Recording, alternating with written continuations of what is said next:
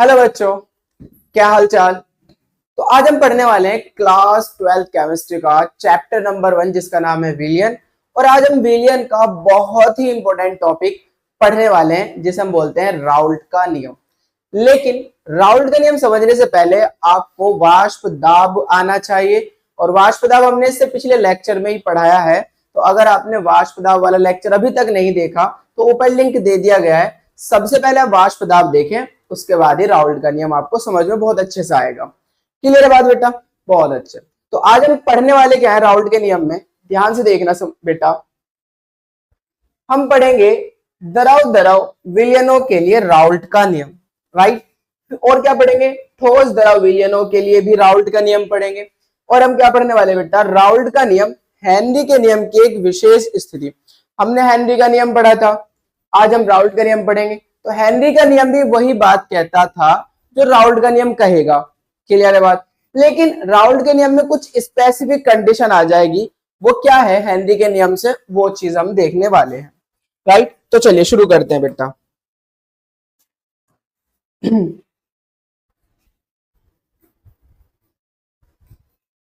द्रव द्रव विलयनों का वाष्प दाब। द्रव द्रव विलयनों का वाष्प दाब मतलब हमने जो कंटेनर लिया है इसमें A है, दूसरा कंटेनर जो लिया है उसमें B है, ये भी बेटा द्रव है और ये भी हमारा क्या है? द्रव है।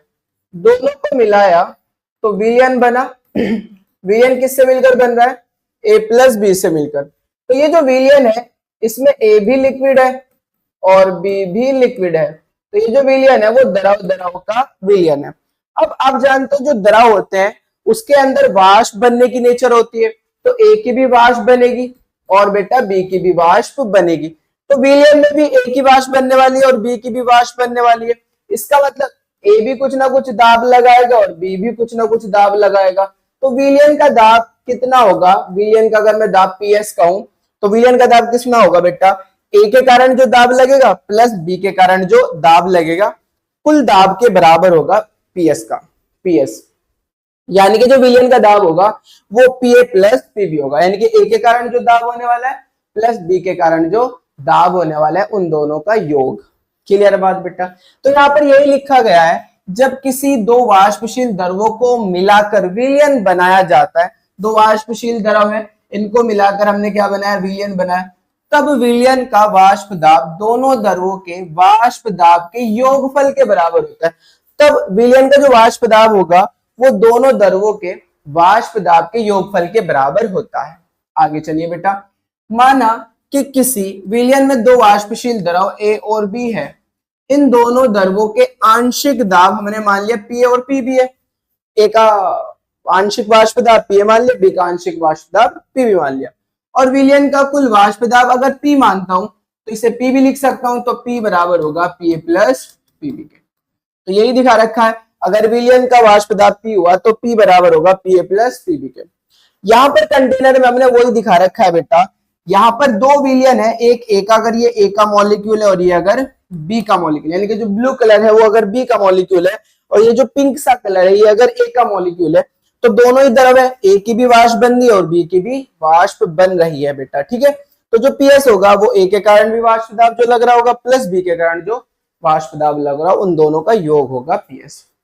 यहाँ पर क्या मेंशन कर रखा है? यहाँ पर हमने दिखा रखा है A भी लिक्विड है और B भी लिक्विड है। A के मोल हमने Na मान लिया और B के मोल हमने Nb मान लिया। तो A का मोल प्रभाव जीटा है प्लस B का मोल प्रभाव जीटा भी, दोनों का सम किसके बराबर होने वाला है? 1 के बराबर होने वाला है। ये बात समझ में आ गई होगी? बहुत अच्छा। अब आगे चलते हैं। अब हम पढ़ने वाले हैं राउल्ट का नियम। राउल्ट का नियम, राउल्ट का नियम किसके लिए पढ़ रहे हैं हम? द्रव द्रव विलयन के लिए। द्रव द्रव विलयन के लिए हम क्या पढ़ने वाले हैं? राउल्ट का नियम। इसे समझने के लिए हम सबसे पहले आपको व्हाइट बोर्ड पे चलते हैं। हमने कहा बेटा ये कंटेनर है, कंटेनर है जिसमें प्योर A है, प्योर A। ध्यान से देखना बेटा, ये प्योर A, ठीक है। ये हमारा क्या है बेटा? A है। ये दूसरा कंटेनर है बेटा, ये ध्यान से समझना इसको, जिसमें हमारे पास B है, ये A है और ये B है। क्लियर है बात बेटा? ये A है और ये B है। यहां पर सरफेस पे A के मॉलिक्यूल होंगे, A के मॉलिक्यूल होंगे सरफेस पे। बस यहां सरफेस पे, यहां सरफेस पे बेटा B के मॉलिक्यूल होंगे, B के। अब ए भी द्रव है, इसको बहुत अच्छे से समझना, वेरी मोस्ट इंपोर्टेंट लॉ है, बहुत ही इंपोर्टेंट नियम, 100% 2026 में आएगा, तो इसको बहुत अच्छे से समझना बेटा, इसलिए मैं अलग से समझा रहा हूं। ये भी द्रव है, ए भी द्रव है और बी भी द्रव है। जब हमने दोनों को मिलाया, जब हमने दोनों को मिलाया, तो मिलाने के बाद हमारे पास विलयन प्राप्त होगा बेटा। ध्यान से समझना इसको, क्या प्राप्त होगा? विलयन। ये विलयन प्राप्त हो रहा है, विलयन प्राप्त हो रहा है। इसको मैं बोल सकता हूं ये हमारा क्या बेटा? विलयन, विलयन। अब यहां पर देखना, यहां पर शुद्ध ए है, यहां पर शुद्ध बी है, तो शुद्ध अवस्था में जो ए का दाब होगा वो पी ए नॉट होगा, पिछले लेक्चर में बताया था। शुद्ध अवस्था में जो बी का दाब होगा वो पी बी नॉट होगा, शुद्ध अवस्था में। लेकिन जब मैंने इन दोनों को मिला दिया, जब मैंने इन दोनों को मिला दिया बेटा, तो यहां पर अब ध्यान से देखो, यहां पर अब सरफेस पे ए का मॉलिक्यूल भी हो जाएगा और बी का भी हो जाएगा, ए का भी हो जाएगा और बी का भी हो जाएगा, ए का भी हो जाएगा और बी का भी हो जाएगा। तो अब क्या होगा, ध्यान से देखना बेटा, जैसे मैंने दोनों को मिक्स करा, तो पहले सरफेस पे ए के मॉलिक्यूल थे, लेकिन अब जब मैंने इसके अंदर बी मिला दिया, तो सरफेस पे बी के मॉलिक्यूल भी आ गए होंगे। इसका मतलब सरफेस पे ए के मॉलिक्यूल की मात्रा घट गई होगी, क्योंकि बी भी तो आ गया ना। मान लीजिए इनिशियली अगर इसके अंदर 4 मॉलिक्यूल है के सरफेस पे, यहाँ 4 मॉलिक्यूल है बी के सरफेस पे, लेकिन यहाँ तो सरफेस पे ए के 3 ही मॉलिक्यूल है, क्योंकि 3 किसके आ गए? बी के आ गए, या 2 और बी के आ गए। घट गया ना? हाँ, अगर घट गया होगा तो वाष्प दाब भी घट गया होगा। तो हम बात करें कि विलयन में जो ए का वाष्प दाब है वो पी है, और जो बी का वाष्प दाब है वो पीबी है। तो राउल्ट क्या कहते हैं? राउल्ट सिंपल लैंग्वेज में कहते हैं कि जो विलयन में ए का वाष्प दाब होगा वो ए की मात्रा के समानुपाती होगा। मात्रा मतलब मोल प्रभाज, ए के मोल प्रभाज के समानुपाती होगा। मतलब जितनी मात्रा में, जितनी ज्यादा मात्रा में ए की लूंगा, वाष्प दाब भी ए का ज्यादा होगा। जितनी मात्रा में बी की लूंगा, बी का वाष्प दाब भी ज्यादा होगा। मसलन समझ लीजिए, यहां पर हमने बी की मात्रा ली 20 ग्राम और ए की मात्रा ले ली हमने यहां पर 1000 ग्राम। तो मुझे बताओ ज्यादा वाष्प किसकी बनेगी? ए की, क्योंकि ज्यादा सरफेस पे मॉलिक्यूल लेके आ जाएंगे। अगर ए की वाष्प ज्यादा बनेगी, तो भाई मैं वही तो कहना चाह रहा हूं, उल्टा ए की वाष्प दाब ज्यादा क्यों बन रही है? क्योंकि मात्रा ए की ज्यादा है। मात्रा मतलब मोल प्रभाज, कि भाई जिसकी मात्रा जितनी ज्यादा होगी उसका वाष्प दाब भी उतना ही ज्यादा होगा। इसको आप मोल प्रभाज के टर्म्स में समझो कि भाई जिसका मोल प्रभाज जितना ज्यादा होगा उसका वाष्प दाब भी उतना ही ज्यादा होगा। कहने का मतलब यह है, किसी विलयन में जो किसी अवयव का वाष्प दाब होगा वो उसी अवयव के मोल प्रभाज के समानुपाती होगा। बात समझ में आ रही है? हाँ। इसी प्रकार अगर मैं कहूं जो बी का दाब होगा वो बी के मोल प्रभाज के समानुपाती होगा। भाई बी की मात्रा जितनी ज्यादा, बी की मात्रा जितनी ज्यादा, बी का वाष्प दाब उतना। अब वो कह रहा है राउल्ट का नियम कि जैसे समानुपाती का साइन हटता है तो उसी का शुद्ध अवस्था में वाष्प दाब आता है। प्रोपोर्शनल साइन हटने से कांस्टेंट आता है, नहीं आता है? वो जो कांस्टेंट आएगा वो उसी का शुद्ध अवस्था में वाष्प दाब। अब एक का शुद्ध अवस्था वाष्प दाब कितना था बेटा? P A not. तो यहां पर क्या आने वाला है? पी ए नॉट आने वाला है। प्रोपोर्शनल साइन हटेगा तो उसी का शुद्ध अवस्था में वाष्प दाब। ऐसे यहां पर जो पीबी होगा, प्रोपोर्शनल साइन हटेगा तो बी का शुद्ध अवस्था वाष्प दाब कितना है? PB naught. ये है राउल्ट का नियम, यही है राउल्ट का नियम। समझ में आ रहा है राउल्ट का नियम क्या है? सिंपल लैंग्वेज में कि किसी विलयन में किसी अवयव का जो भाई वाष्प दाब होगा वो उस अवयव के मोल प्रभाज के क्या होने वाला है? समानुपाती होगा। चलिए इसको अच्छे से देखते हैं बेटा,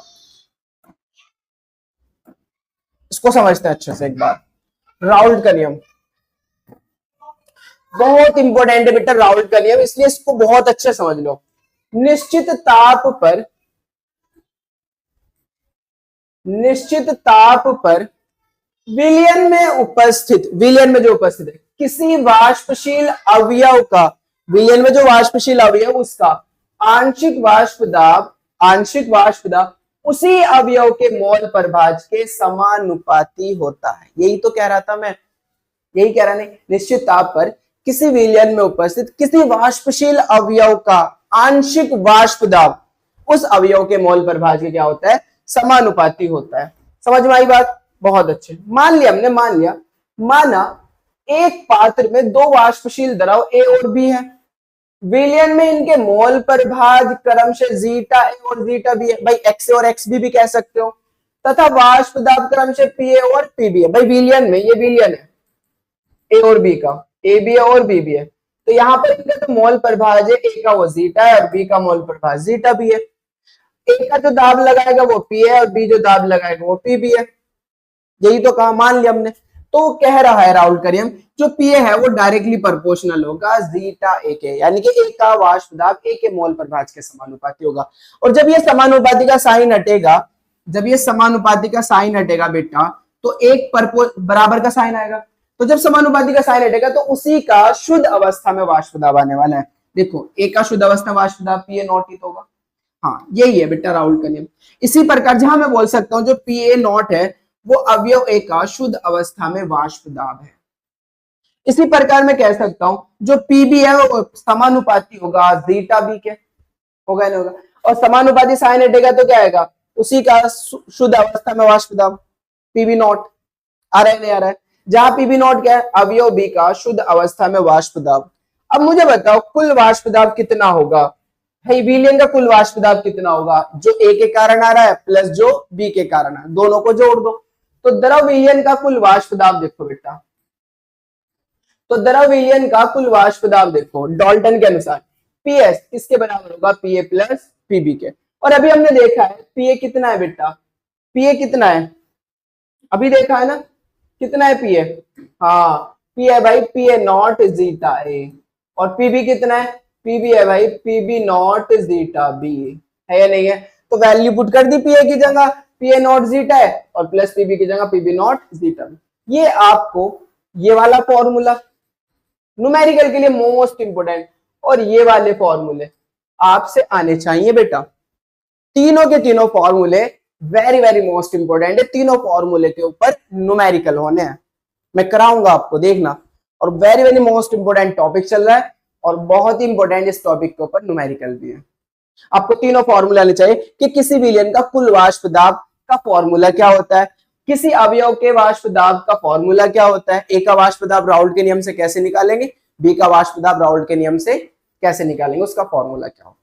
समझ में आ गई होगी बात। अब उन्होंने ये ग्राफ दे दिया, इस ग्राफ को भी समझते हैं। विलयनों के वाष्प दाब पीए तथा पीबी उनके मोल प्रवाह जीटा और जीटा बी के बीच ग्राफ एक रेखिक वक्र आता है, इसको समझ लेते हैं बेटा। मैं अलग से समझा देता हूं इसको भी। चलिए बेटा, हमने अभी देखा है राउल्ट के नियम से जो ए का वाष्प दाब है वो ए के मोल प्रभाज के समानुपाती है, जो बी का वाष्प दाब है बेटा बी के मोल प्रभाज के समानुपाती है। तो अगर मैं यहाँ एक ग्राफ प्लॉट करूं, यहां पर बेटा मैं जीटा ए ले लूं और यहां पर मैं बेटा पी ए ले लूं, तो इसका मतलब एक सरल रेखा आने वाला है, आने वाला है नहीं, बताइए मुझे क्यों आने वाला है? क्योंकि भाई पी ए डायरेक्टली प्रोपोर्शनल है ना जीटा ए के, जितना मोल प्रभाज बढ़ाओगे बताओ वाष्प दाब भी तो उतना ही बढ़ेगा, जितना घटाओगे वाष्प दाब उतना घट जाएगा। तो जब कोई चीज किसी के समानुपाती आती है तो एक सरल रेखा आती है, नहीं आते हैं। यहाँ पे भी क्या आने वाला है, सिंपल एक क्या आने वाला है बेटा, सरल रेखा आने वाला है। अगर ये पी बी है और ये हमारा क्या है जीटा बी है। अब इन दोनों ग्राफ को हमने क्या कर दिया, कंबाइन कर दिया, जोड़ दिया, एक साथ लिख लिया हमने इसको।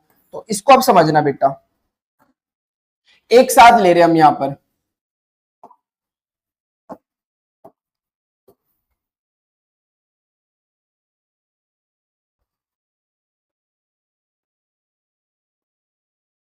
ये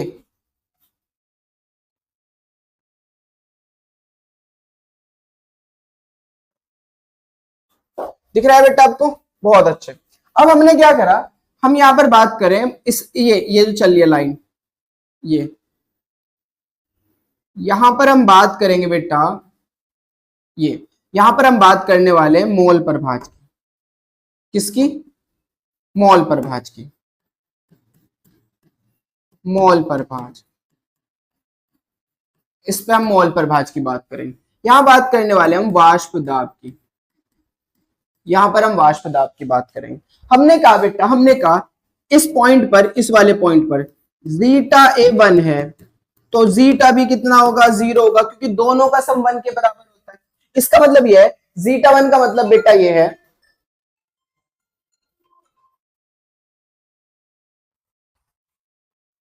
हाँ तो मैं कह रहा था बेटा, इसका मतलब यह है कि जो बी की मात्रा है, बी की मात्रा इस पॉइंट पर 0 है और यहां पर प्योर ए है, इस पॉइंट पर प्योर ए है, बी की मात्रा बिल्कुल क्या है? 0 है। क्लियर है बात? हाँ बहुत अच्छे। यहां पर हमने लिया बेटा जीटा ए 0 ले लिया और जीटा बी 1 ले लिया। इसका मतलब इस पॉइंट पर, यहां पर ए की मात्रा 0 है, यहां बिल्कुल शुद्ध बी है। तो शुद्ध बी का वाष्प दाब अगर हम बात करें, शुद्ध बी का वाष्प दाब, तो आपको पता है पीबी नॉट होगा। ऐसे शुद्ध ए का वाष्प दाब कितना होगा? पीए नॉट होगा। शुद्ध ए का वाष्प दाब पीए नॉट। इसको मैंने थोड़ा ऊपर मान लिया, हो सकता है ए ज्यादा वाष्प बनती हो, ज्यादा दाब लगाता हो, बी की वाष्प कम बनती हो, बी कम दाब लगाता हो, इसलिए एक को हम ऊपर रख सकते हैं और दूसरे को हम नीचे, चाहे इसे ऊपर रख लो चाहे इसे नीचे रख लो, आपकी मर्जी। अब हम कह रहे हैं बेटा, ध्यान से समझना, अब हम क्या कह रहे हैं?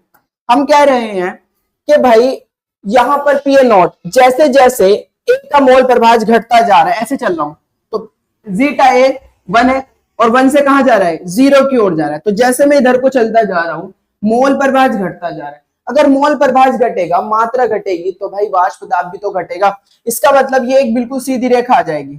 वाष्प दाब देखो घटता जा रहा है, घट रहा है नहीं घट रहा है? जैसे जैसे बेटा, जैसे जैसे मोल प्रभाज घटता जा रहा है, वैसे वैसे वाष्प दाब भी क्या होता जा रहा है? घटता जा रहा है। सिमिलरली ऐसे ही अगर हम देखें, इधर को चले, तो जीटा भी 1 से हम कहां जा रहे हैं? 0 की ओर जा रहे हैं। तो जैसे जैसे बी का वाष्प दाब घटता, बी के मोल प्रभाज घटता जा रहा है, वैसे वैसे बी का वाष्प दाब भी क्या हो रहा है? घट रहा है, घट रहा है बेटा। अब ये जो ग्राफ आया, ये जो हमारा ग्राफ है, ध्यान से देखना, ये जो ग्राफ है बेटा, ये पीबी का है, किसके बराबर होगा? पीबी नॉट जीटा बी के बराबर। ये जो ग्राफ है ये किसका है? पीए का है। पीए बराबर किसके होगा? पीए नॉट जीटा ए के। और ये पी कुल है बेटा, पी कुल, पी टोटल किसके बराबर होगा? पीए प्लस पीबी के। ये ग्राफ है वो, जिसे हम आदर्श विलयन का ग्राफ भी कहते हैं। ग्राफ आपको समझ में आ गया होगा? हाँ, एक सरल रेखा मिल रही है आपको बेटा, यहाँ पे भी देखो एक सरल रेखा है, यहाँ पे भी एक सरल रेखा और यहाँ भी एक सरल रेखा है या नहीं है? जल्दी से बताओ। हाँ, तो जब हम बात करें कि हमने अभी आपको बताया है ए का मोल प्रभाज ए के वाष्प दाब के समानुपाती होगा, तो मैं मोल प्रभाज बढ़ाऊंगा ए का तो वाष्प दाब बढ़ेगा, मोल प्रभाज घटाऊंगा ए का वाष्प दाब घटेगा। तो यही तो हो रहा था बेटा, ए का जैसे जैसे मोल प्रभाज घटाता जा रहा था, देखो यहाँ से 1 से कहां को जा रहा है? 0 की ओर जा रहा है, तो घटता जा रहा है ना। तो जैसे जैसे ए का मोल प्रभाज घटता जा रहा है, वैसे वैसे ए का वाष्प दाब भी घटता जा रहा है। क्लियर आ गई होगी बात, समझ में आ गई होगी। इसी तरीके से बी के लिए बेटा, चलिए आगे चलते हैं। तो ये ग्राफ यही बता रहा है, हमने कहा यहाँ पर जीटा ए 1 है, यहां पर बेटा देखो जीटा ए 1 है, जीटा बी 0 है इस पॉइंट पर, ठीक है। अब हमने यहाँ देखा जीटा ए 0 है, जीटा बी 1 है बेटा, ठीक है। जीटा बी का वाष्प दाब पीए नॉट पीबी नॉट, और ये जीटा ए का वाष्प दाब पीए नॉट शुद्ध अवस्था। जैसे जैसे ए का मोल प्रभाज घटता जा रहा है, वैसे वैसे ए का वाष्प दाब भी घटता जा रहा हो। जैसे जैसे बी का मोल प्रभाज घटता जा रहा है इधर चलने पर, वैसे वैसे बी का वाष्प दाब भी बेटा घटता जा रहा होगा। और ये हमारा क्या निकल गया? P total. पी टोटल मतलब पीए प्लस पीबी। क्लियर है बात? बहुत अच्छे। अब आगे चलते हैं। चलिए यहां पर देखिए, अभी तक हमने जो पढ़ा है वो पढ़ा है जब कोई चीज द्रव अवस्था में है, लिक्विड स्टेट में है, द्रव अवस्था में, तो उस द्रव अवस्था की कुछ ना कुछ वाष्प बनेगी। तो वो कितनी वाष्प बनाएगी वो उसके मात्रा पे डिपेंड करेगा, वो द्रव अवस्था में कितना है। यानी कि जो राउल्ट के नियम ने वाष्प दाब निकलवाया, पीए का जो वाष्प दाब निकलवाया राउल्ट के नियम से, वो जीटा इंटू पीए नॉट है या नहीं है? है ना। तो ये जो वाष्प दाब है का, वो कौन सी अवस्था में? द्रव अवस्था में है। कौन सी अवस्था में बेटा? द्रव अवस्था में। तो राउल्ट का नियम बताता है कि कोई चीज जो लिक्विड स्टेट में है उसका वाष्प दाब कितना होगा द्रव अवस्था में। अब दूसरी ओर हम बात कर रहे हैं बेटा, दूसरी ओर हम बात करें बेटा, यहां पर ध्यान से देखना, वाष्प प्रावस्था में, वाष्प प्रावस्था में संघटन, यानी कि वाष्प प्रावस्था में हम दाब की बात कर रहे हैं। यानी कि अगर मेरे पास ये कंटेनर है, ध्यान से देखना, यही मान लो, ये रहा कंटेनर जो है, इसी को देख लो बेटा, ये कंटेनर है, इसके अंदर ये लिक्विड है, ये सारा का सारा द्रव है या नहीं है? ये द्रव है बेटा, और ये क्या है? ये वाष्प है। ये क्या है बेटा? वाष्प है। अब आप देख सकते हो बेटा, देख सकते हो, इसमें दो फेजेस हैं, एक वाष्प अवस्था है और एक द्रव अवस्था है, दो अवस्थाएं हैं बेटा। तो द्रव अवस्था पर तो किसका नियम लगता है बेटा? राउल्ट का नियम, कि कितना वाष्प दाब लगाएगा वो बताएगा राउल्ट के अकॉर्डिंग। लेकिन जो वाष्प अवस्था है, जो वाष्प प्रावस्था है, उस पर वो कौन बताता है कि वो कितना वाष्प दाब लगाएगी? ये बताएगा बेटा डाल्टन। ये कौन बताएगा? डाल्टन। यानी कि दो प्रावस्थाएं, दो नियम,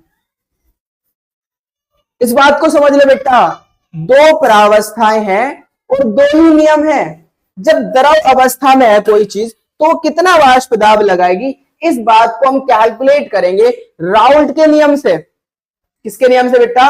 राउल्ट के नियम से, राउल्ट के नियम से। और जब वो वाष्प प्रावस्था में है तो वाष्प प्रावस्था में कितना वाष्प दाब लगाएगा, इसको कैलकुलेट करेंगे हम किसके नियम से? डाल्टन के नियम से। डाल्टन ने कहा ये रहा कि एक जो वाष्प अवस्था में दाब होगा वो एक मोल पर भाज के वाष्प प्रावस्था में समानुपाती होगा, और समानुपाती का साइन हटेगा तो यहां पर क्या आने वाला है? पी कुल। यानी के बेटा जो वाष्प प्रावस्था में दाब होगा पीए, वो बराबर होगा वाष्प प्रावस्था में मोल पर भाज इंटू पी कुल। पी कुल मतलब विलयन में कितना दाब लगा रहा है, विलयन कितना दाब लगा रहा है। इसी प्रकार जो मैं बोल सकता हूं पी भी होगा वो वाई बी इंटू पी कुल, वाई बी इंटू पी कुल बेटा, वाई बी इंटू पी कुल। समझ रहे बात को? हाँ, यानी कि अगर हमने कहा यदि अवयव ए तथा बी के वाष्प प्रावस्था में मोल प्रभाज क्रमशः वाई ए और वाई बी है, वाष्प प्रावस्था में मोल प्रभाज वाई ए और वाई बी है, तो भाई तो हम कह सकते हैं कि जो पी ए का वाष्प दाब होगा वो वाष्प प्रावस्था में मोल प्रभाज P A Y A sorry into P कुल। ऐसे पीबी का जो दाब होगा वो वाष्प प्रावस्था में बी का मोल प्रभाज इंटू पी कुल।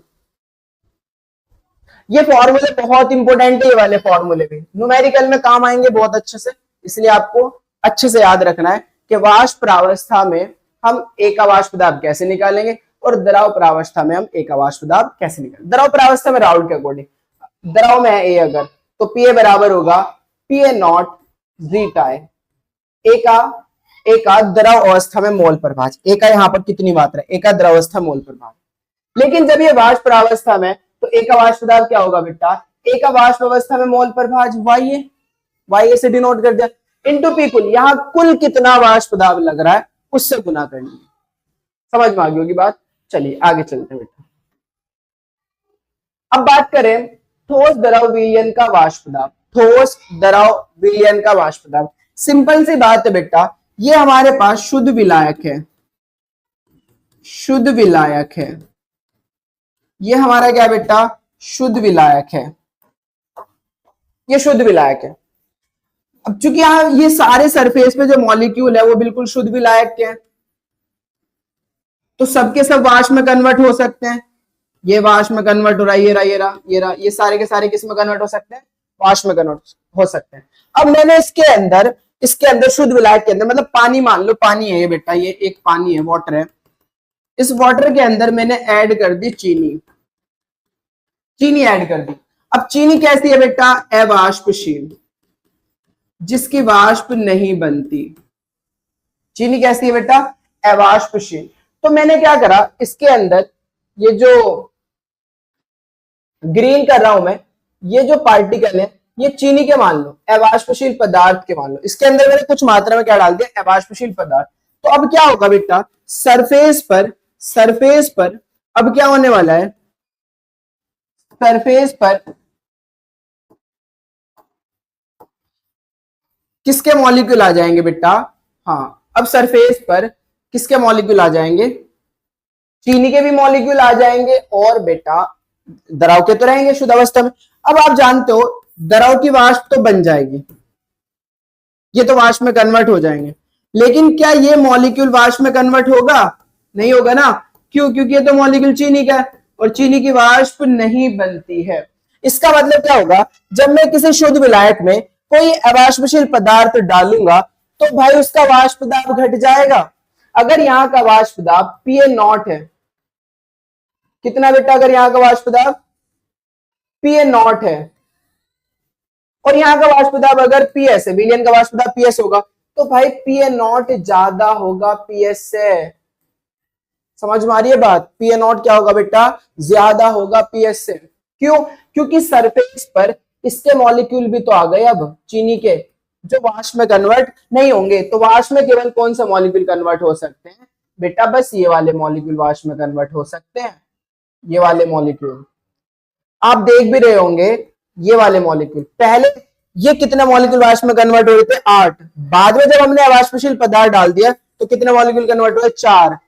तो पहले ज्यादा वाष्प बनी तो वाष्प दाब भी ज्यादा होगा जब वो शुद्ध अवस्था में था। जब हमने कोई अवाष्पशील पदार्थ डाल दिया तो बेटा क्या हुआ? उसका वाष्प दाब घट गया। तो मैं कह सकता हूं यहां पर जो वाष्प दाब होगा वो एक एक कारण ही तो होगा। भाई बी की तो वाष्प बन ही नहीं रही ना, चीनी की तो वाष्प बन ही नहीं रही, तो जल के कारण ही होगा ना वाष्प दाब। तो पीएस मैं कह सकता हूं पीए के बराबर होगा।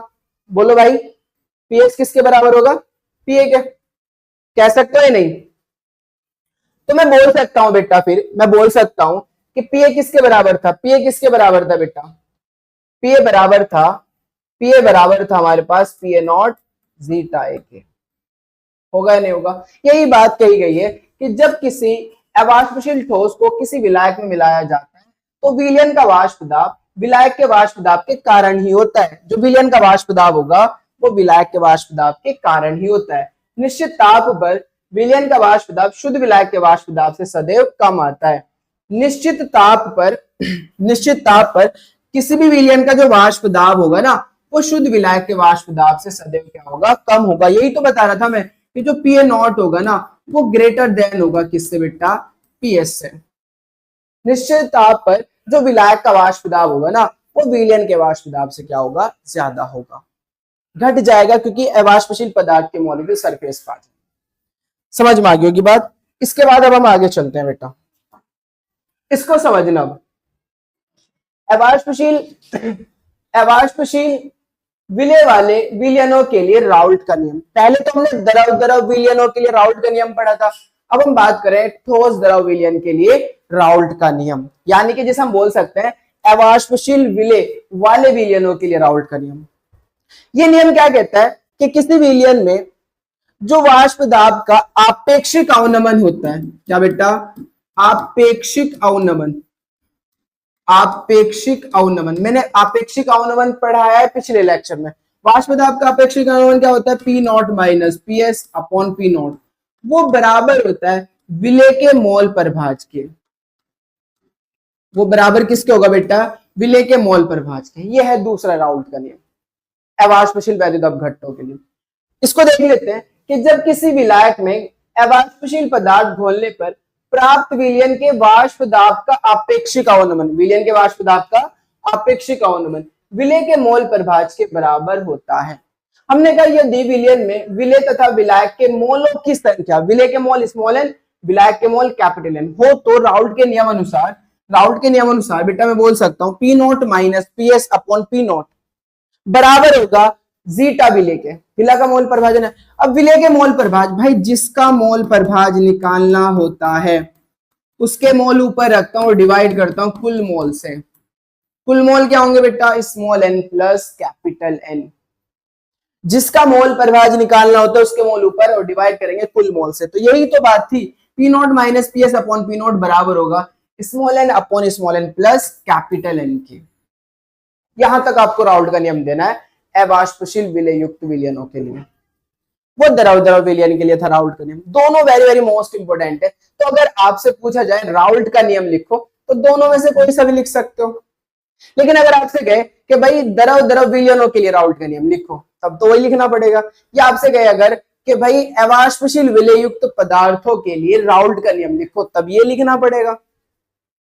समझ में आ गई होगी बात आपको, कौन सा नियम कब लिखना है। बहुत अच्छे, अब इस बात को समझे बेटा आगे। हमने कहा यदि विलयन अति तनु है, वेरी डाइल्यूट सॉल्यूशन है, बहुत पतला है, यानी कि हमने कहा 1 किलो पानी में आपने 4 ग्राम चीनी डाल दी, विलयन तो अब भी बनेगा लेकिन बहुत पतला बनेगा ना।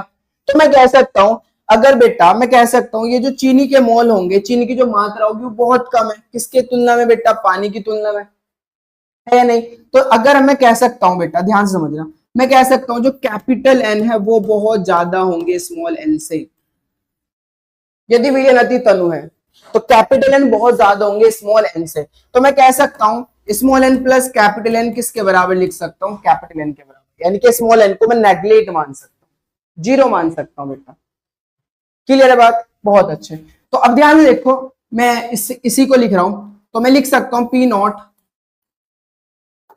मैं लिख सकता हूं p naught minus P S upon P naught बराबर होगा बेटा small n upon capital N के, small n upon capital N के। लिखा जा सकता है नहीं, जल्दी से बताओ भाई, small n plus capital N को किसके बराबर मान लिया, कैपिटल एन के बराबर, क्योंकि ये तो 0 मान लिया मैंने, ये लगभग 0, इसके कंपैरिजन में इसकी वैल्यू 0 है, तो 0 प्लस कैपिटल एन ही तो आ जाएगा, राइट। बहुत अच्छे। अब यहां देखो बेटा, जो स्मॉल एन होता है वो होता है भार बटे अणुभार, मोल है ना, तो विलेय के मोल विलेय का भार बटे विलेय का अणुभार, और कैपिटल एन क्या होगा, capital W upon capital M.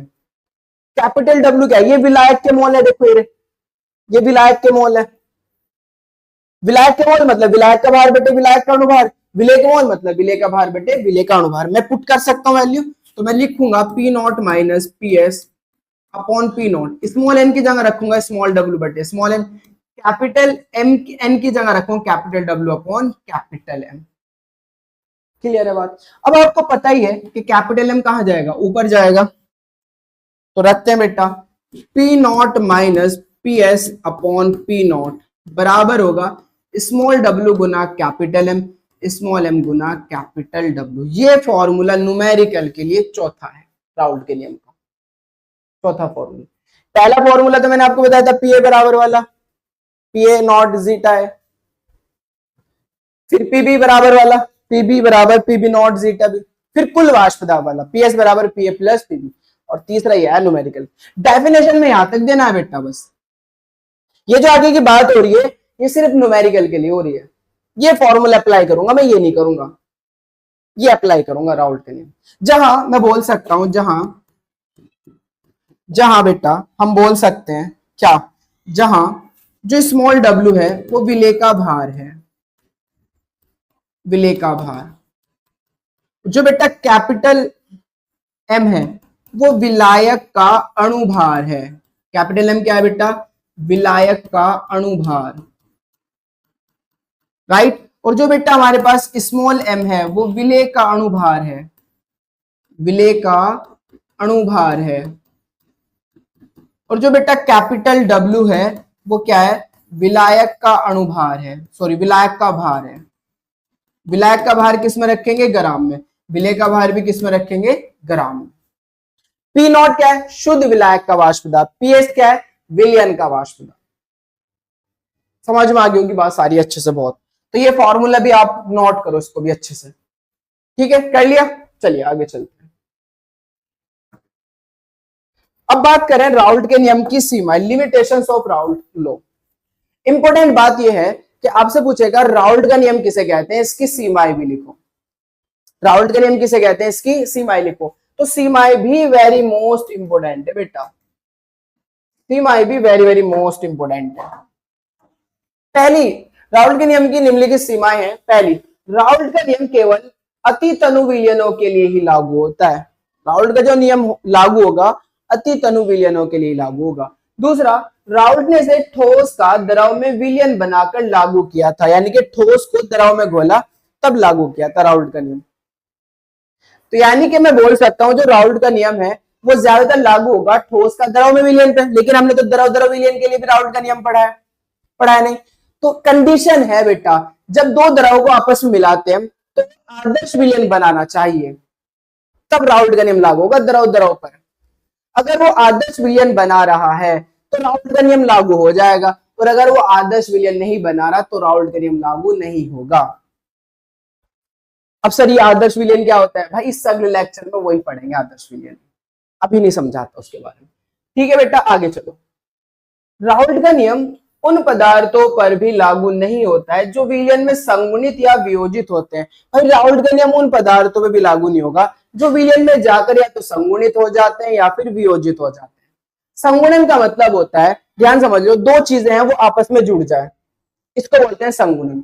और वियोजन का मतलब होता है एक चीजों का एक से ज्यादा भागों में टूट जाना।